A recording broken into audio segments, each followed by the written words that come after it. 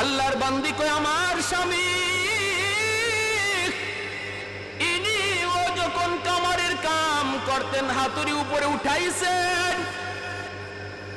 আর একটা আঘাত দিলে পরে লোহার কাম তার শেষ হয়ে যাইত, কিন্তু আজান কানে আসছে সাথে সাথে হাতুড়ি পিছনে ফালায়া দিছেন। আল্লাহু আকবার জোরে কোন, আর একটু জোরে কোন আল্লাহু আকবার।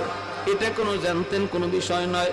দেখবেন আজান হওয়ার পরে দোকানে কাস্টমার বাইরে গেছে, শয়তান আয় শয়তান, এটা কাস্টমারে বেশ দূরে শয়তান আইছে আপনার জামাত তরক করানোর জন্য। আপনি খুবই দূর সারাদিন ব্যবসা করার পরেও যদি আল্লাহ বরকত না দেয় লাভ হইব? হ্যাঁ, কোনো লাভ নাই। 50,000 একদিকে আইছে আর একদিকে গেছে, শেষ। আরেকজনে বরকত হইছে 10,000 টাকা কামাই করছে, 2,000 টাকা খরচ, 8,000 টাকাই জমায় রাখছে।